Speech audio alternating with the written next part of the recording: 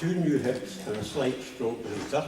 I'm glad to be here, delighted to be asked to be here, delighted to be reminded by John of some of the things that we were up to over our period of time in local government. I retired after about 40 years in local government, but not before I had managed to do some work for the International Union of Local Authorities in Brussels, and I worked over there quite a lot.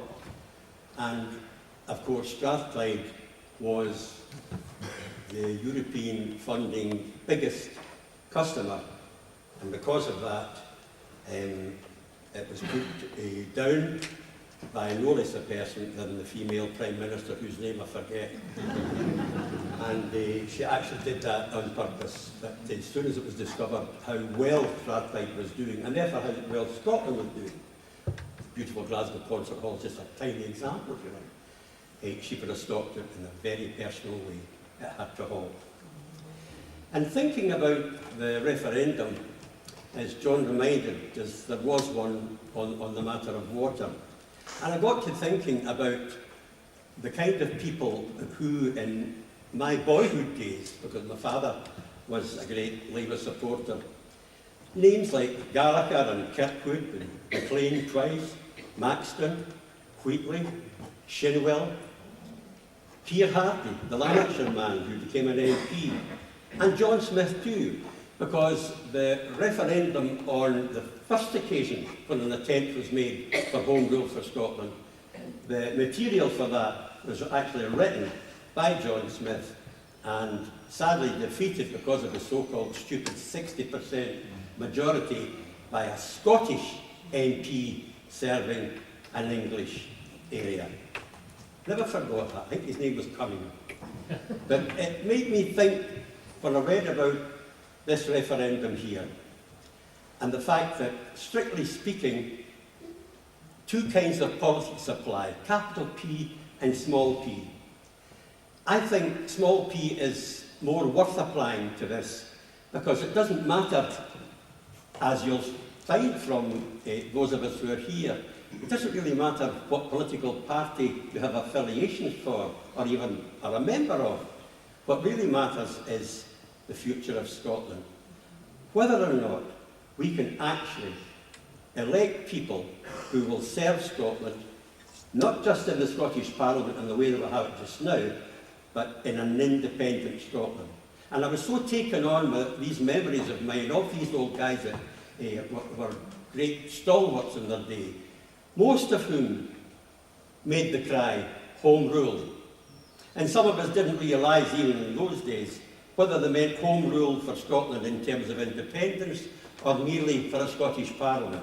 But the outcome is the Scottish Parliament. And I still think that there is an excellent case for us to go one step further, to be independent, to be friendly with our neighbours. There's nothing to prevent us doing that. To be friendly with our neighbours, to work with them, to supply whatever they require from Scotland so that we can get from them whatever Scotland requires. And this is the reason why I've decided that, or I did decide to join the Yes campaign. I went into Hope Street in Glasgow and signed up. Blair Jenkins there is the chief executive of the Yes campaign.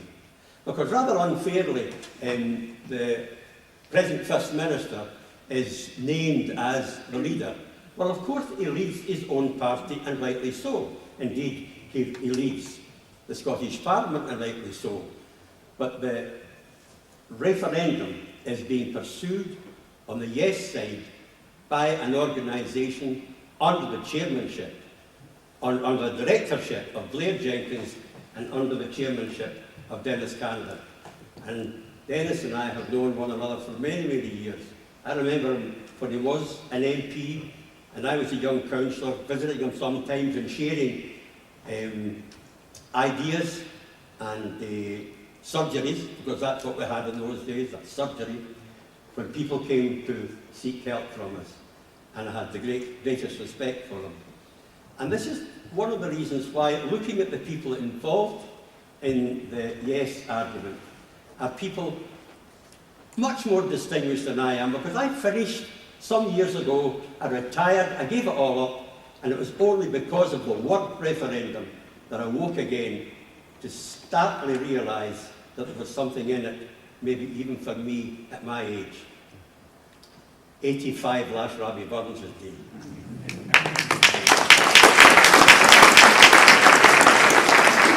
Telling Francis, my father was a great Burns man. And I remember looking when I was a wee boy of 10 and he said, I don't remember much about your birth sin, but you did me out a damn good night. So there you are. I don't want to do you out of a damn good night. This is great. I have to say that of all my years in local government and in the international side of local government, I have never seen an audience as large as you are. And it's good that you should be thinking and wondering whether or not the Yes campaign is worth pursuing, and therefore the Yes campaign is pursuing in terms of independence from Scotland. Not a rabid, unpleasant independence, a warlike independence, one where we can work with our neighbours in the way that I've just described. There's nothing to prevent us doing that. And it's noteworthy too that those of us who are concerned about benefits and bedroom tax and stuff like that, it's good that our Scottish Parliament are taking that on board and going to do something about it.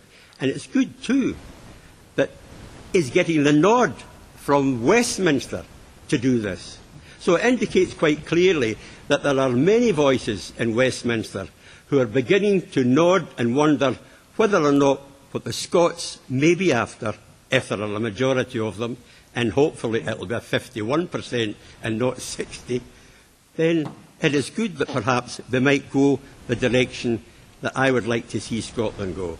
I would love to see us independent, friendly with our neighbours, working with nations, and Norway keeps on coming up, Finland, all of these small countries, some of them with a population much less than ours, or equal to ours.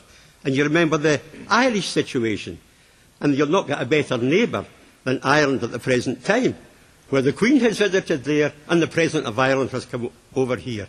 That is the kind of relationship that I would hope an independent Scotland would have with its neighbours, but working with the people of Scotland, for the people of Scotland, and more importantly, for the youngsters as they come up into a good education, a better education, and the opportunity to be employed.